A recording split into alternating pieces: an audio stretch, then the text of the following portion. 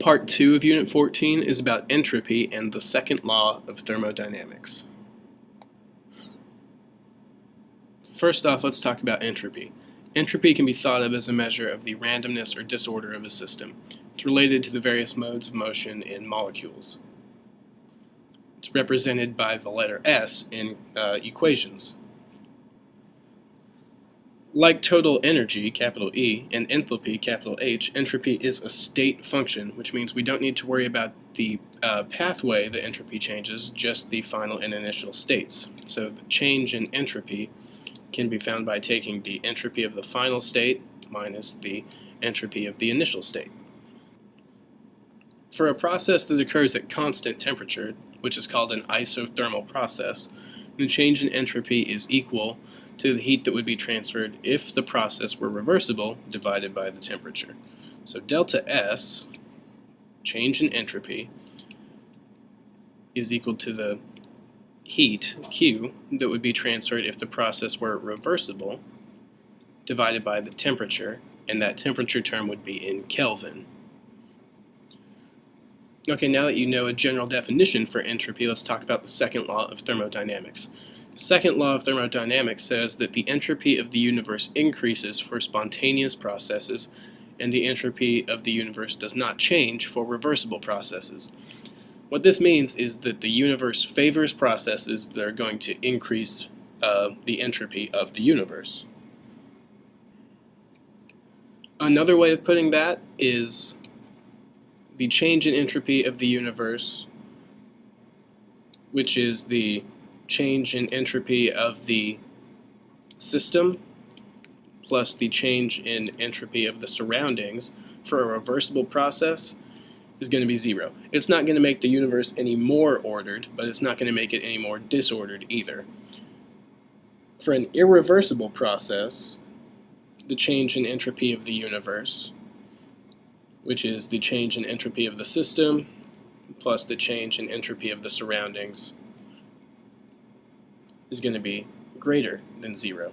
So an irreversible process, or a very spontaneous process, is going to increase the overall entropy of the universe. Let's talk about entropy on the molecular scale. Ludwig Boltzmann described the concept of entropy on the molecular level. And this is a picture of a statue of him in Vienna with his original equation. A more modern version, but slightly derived, just changes one term in it. It's S is equal to K natural log of W. S is entropy, obviously. K is the Boltzmann constant. That was supposed to be a K. And it's equal to 1.38 times 10 to the negative 23rd joules over Kelvin. So he got a constant named after him. And W is equal to the number of microstates that are possible in that system. So let's get into the definition of what a microstate is. Molecules exhibit several different types of motion. One type is translational, which is just the entire molecule moving from one place to another. Vibrational, which is just periodic motion of atoms within a molecule, because we know that they are constantly moving. Another is rotational, rotation of the molecule about an axis, or rotation about sigma or single bonds. Boltzmann envisioned the motion of a sample of molecules at a particular instant in time. So he referred to this picture as a microstate of a thermodynamic system. So in a system, the molecules are constantly moving, exhibiting all three types of movement at once. And if you just took a picture every second or whatever, you would have a different microstate each time you took a picture. So that W term in the Boltzmann equation is how many different possible microstates there are for a system. Okay, let's talk about ways we can change entropy. We can increase the number of microstates possible for a system, and therefore the entropy, by increasing the temperature. When you increase the temperature, you're giving the molecules more energy, so they move faster. We can increase the volume, gives the molecules more space to move around in. And we can increase the number of independently moving particles, or increase the concentration, because there's going to be more parts to the system, so there's going to be more microstates possible. So increasing any one of those three things can increase the entropy of a system. There's also a relationship between state of matter and entropy. Solid state substances have the lowest entropy because the molecules are restricted to their solid structure. When we add energy and change them to the liquid state, they're more free to move around. There's different types of motion. There's not just vibrational motion. There's vibrational and rotational movement, and there's a little bit of freedom with translational movement as well. We increase the energy even more, put them in the gas phase. There's a great increase in entropy because the molecules are spread out and moving fast and colliding. So entropy increases as you go from solid to liquid to gas.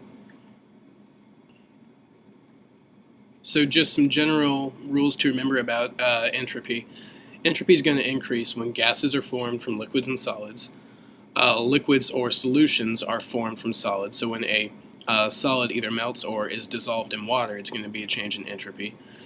Entropy is going to increase when the number of gas molecules increases, because gas molecules have more energy than other types of molecules, or when the number of moles in a system increases. So the sum of the coefficients on the product side is greater than the sum of the coefficients on the reactant side. In this picture, we're actually seeing a decrease in entropy because we're going from 3 moles of a gas to 2 moles of a gas. So we're not only decreasing the number of gas molecules, we're also decreasing the number of moles. So this picture represents a decrease in entropy. Your question for this section: predict the sign of the change in entropy for the thermal decomposition of solid calcium carbonate. So here's the balanced equation. Is the sign going to be positive, an increase in entropy, or is it going to be negative, a decrease in entropy?